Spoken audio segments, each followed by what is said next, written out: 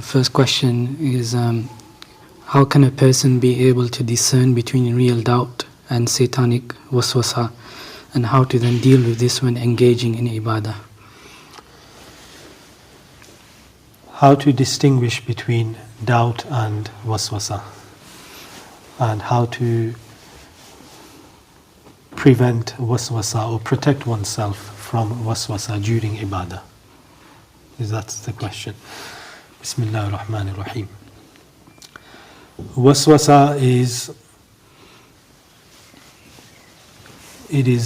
the ulama kiram have said that waswasa is a sawt-e khafi,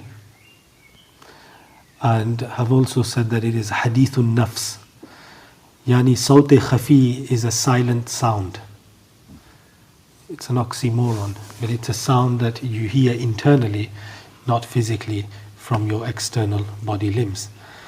And hadithun nafs means that it is a speech made by your soul, yourself, the inner nafs. And we have already been told that there are two types of nafs, nafs al-lawwama and ammara.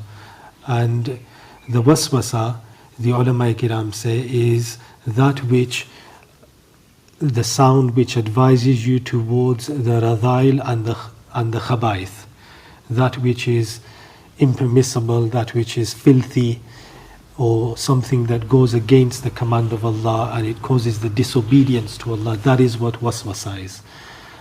And that which inclines you towards good and the obedience to Allah subhanahu wa ta'ala, that is referred to as ilham. So there's waswasa, which is from the shaitan, and there is ilham, which is from the malaika, or from good.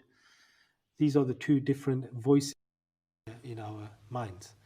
As for the word doubt, doubt occurs with a separate matter. So a doubt doesn't occur on its own. There has to be something there. For example, there has to be a belief, there has to be a certainty on a matter, and a doubt occurs within that matter. Whereas a waswasa and ilham, they may come in the form of a doubt at times, but it's not a doubt itself. It may cause doubt to occur. That's the difference. A doubt, the ulama kiram say, is that when you have an understanding in your mind, that understanding that you have established in your mind will either have the possibility of being something other than what you've understood, or it will not have the possibility of being anything other than what you've understood.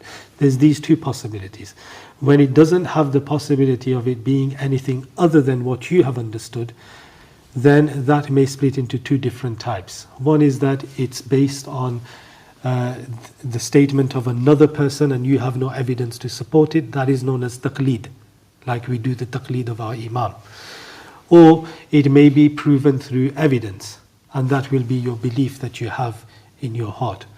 That's what we call iman and aqidah. Whereas that understanding that you have in your mind, if it does have the possibility of being something other than what you have understood, then that splits into two types. Either that possibility is not overwhelming your understanding, then in that case that possibility will be known as a waham or a zan, which is a futile thought, an assumption. Whereas if your understanding and the possibility of something other than your understanding are musawit tarafain, and both are equally possible, that's what we call shak. That's what we know as shak in its legal form, in its technical form. And when you have a prior certainty that existed before that doubt occurred, then that doubt will not eradicate that prior certainty that you had. So in Ibaadah, for example, when you are performing Ibaadah, you are certain that you sat down in Qa'dah for the first Qa'dah, and you are performing a 4 rakat salah. And then you don't remember whether you've performed 3 or 4 rakat.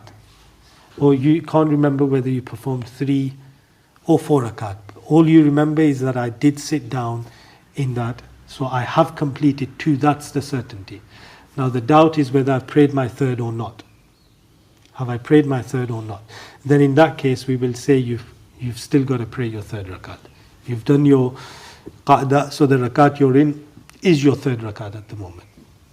Like that, if you have a doubt whether it's your fourth rakat or your third rakat, you will go back to the certainty that you had. And if you had a certainty from before, you will follow that certainty. However, the ulama kiram say that if it's the first time that this has ever happened, if that's not happened before and it's the first time it's happened, then you should pray your namaz based on what you can ascertain and then repeat that namaz. That's what you may do if it's the first time. But if it becomes regular, then you stick to what you were certain about and just follow that and not worry about the rest.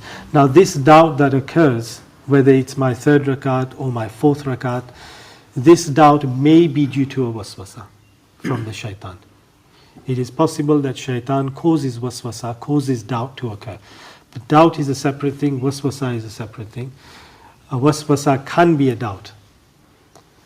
But not all waswasas are doubt. Like that, a doubt can be a waswasa, but all doubts are not waswasa. This is the nisbah correlation between the two. That some waswasas are doubts and some doubts are waswasa. Not all waswasa are doubts and not all doubts are waswasa. We understand that? So the two completely different things. As for waswasa, it comes from shaitan and it is from the af'al of the qalb, the heart. The heart has actions, af'alul qalb it's known as. Are we accountable on the Day of Judgment, or in our accounts, book of deeds, will we be accountable for the af'al of our hearts, the doings of our hearts? Or are we accountable for the af'al of our external body limbs? The ulama kiram say that yes, af'al qalb, your doings of your heart, you will be accountable for them. But there are different types of doings of the hearts, af'al qalb.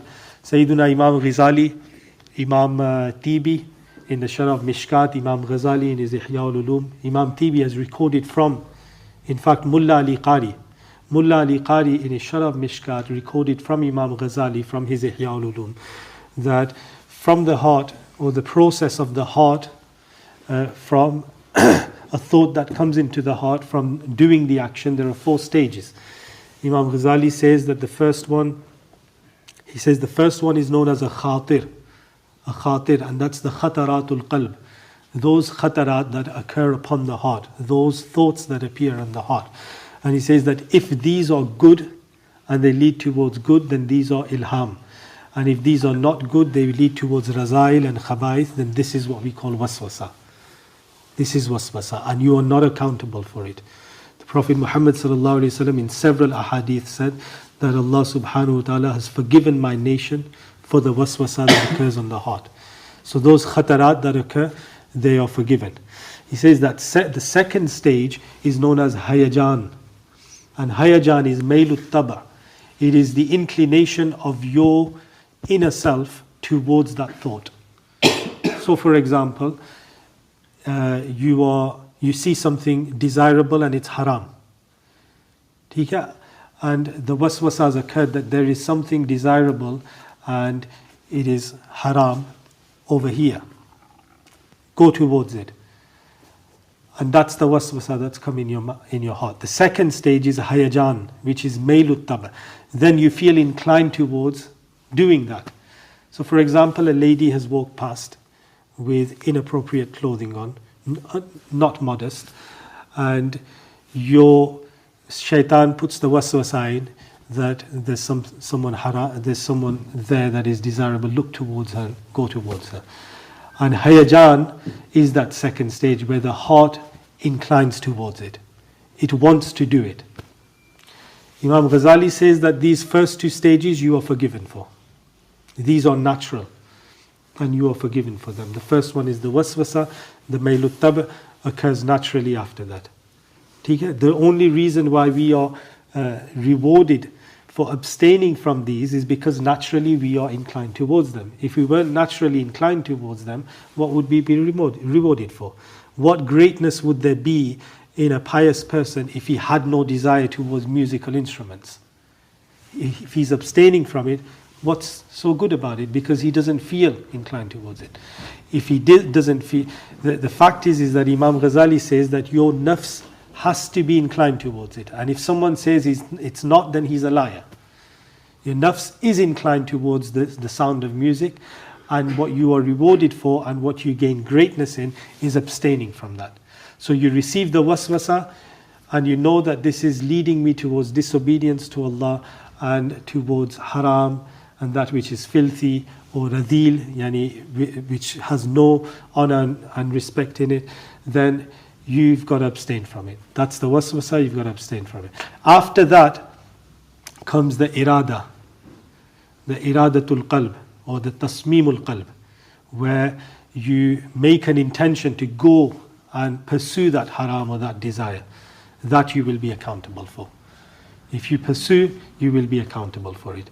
And if you don't pursue, then you will be rewarded for it. So even in the third stage, when an individual makes that tasmeem of the qalb, that I want to go and do this, but then he doesn't do it, he will be rewarded for it. But if he does go and do it, he will be sinful. And if he doesn't, he's still safe. He's not sinful for that. But the fourth stage is azm. It is the azm of the heart where one makes a firm intention that I am going to do this. They will be sinful for that. They will be sinful for that. And even that, the mercy of the Prophet ﷺ in this ummah is that even that, when you decide not to do it and not carry out the action, you will be forgiven for it. Those are the afal of the qalb. After that comes the stage of actually doing it or not doing it. That's not the doings of the heart, that's your body. But afal qalb, the wasawis that occur in the heart, they are forgiven. And the way to recognize them is that they will lead you towards that which is forbidden, that which is dishonorable, that which is filthy. That's a waswasa. And the way to abstain from them is by gaining knowledge, knowing what's haram and what's halal, what's right and what's wrong. After gaining that knowledge, you know that this is inclining you towards haram. That's what you've got to abstain from. And the ulama kiram say that you will not be accountable for the khatarat in your heart illa ma mastaqarrat, but that which has made a place for itself in your heart. Yani then you've started fantasizing about it. So that waswasa that entered your heart, you have allowed it to stay there and it's made its place there, and now you're fantasizing about it. Now that becomes haram and you will be sinful for that. So once it becomes mustaqar, yani it becomes established in your mind and you continue to think about it, you fantasize about it, then that waswasa has led to a stage where it's become haram and you will be sinful for that. So that's what waswasa is. As for doubt, doubt is a separate thing, but a waswasa may cause doubt to occur. But doubt is when you are unsure about certainty. In a matter you are not certain, or something has caused your certainty to be shaken and you are not sure about it. The way to get rid of waswasa is to recite Surah Falaq, Surah Nas, especially Surah Nas has been revealed for this. Surah Nas is to do with waswasa and the whispers from shaitan and from maradatul jinn. So the evil whispers don't only come from shaitan, they also come from humans. And that's why it says in the end, minal jinnati wan nas, from amongst jinn and the man. So waswasa comes from both. So even the human that's advising you towards haram and ill things and towards razail and khabais, that is also a waswasa. So you must abstain from it. In namaz, the way to abstain from it is to ensure that you perform ablution in the best way. You perform all the sunan and the mustahabbat of ablution. Make sure that you have completed your ablution. Water has flown over all the parts of your skin that have to be washed in ablution. Once you have fulfilled that, then when you stand in front of Allah subhanahu wa ta'ala to perform your salah, before you start your salah, make sure your intention, your niyat is complete. Because the ulama kiram say that intention is the key to your worship. If your intention is not good, your worship is not rewarded. You will not be rewarded for your worship if there is no intention in it. And the ulama kiram, they used to, many have said that they would spend more time ensuring the intention is sound than the actual worship. So if it took them 15 minutes to perform 4 rakat salah, it would take them 20 minutes to make sure the intention is right before they start. So intention is very important. Make sure your intention is valid. And then when you start your namaz, you've got to pray. The Prophet Muhammad sallallahu alaihi wasallam said, "U'budillaha ka'annaka tara." Worship Allah as though you are seeing Allah.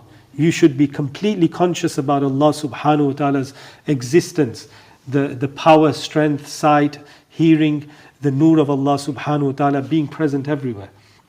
And the existence of Allah. So be conscious of Allah and then pray your namaz. And Rasulullah sallallahu alayhi wa sallam said that if you can't see Allah, فَإِلَّمْ تَكُنْ تَرَاهُ فَإِنَّهُ يَرَاكَ, then establish in your heart and your mind that Allah is seeing you. And that's how you pray namaz. Be conscious of Allah. Sayyiduna Khaja Ali Daqqaq radiallahu ta'ala would say that when I would perform salah, well, he didn't say I, but he advised someone that when you perform salah, you perform ablution in the best way, and then you stand straight in front of, facing the qibla, and then you imagine that you are seeing Allah subhanahu wa ta'ala and He is closer to you than your jugular vein. And you see the Kaaba in front of you. And you are standing on the Pul Sirat. And you have Malakul Maut standing right behind you, ready to take your soul, waiting for the permission of Allah.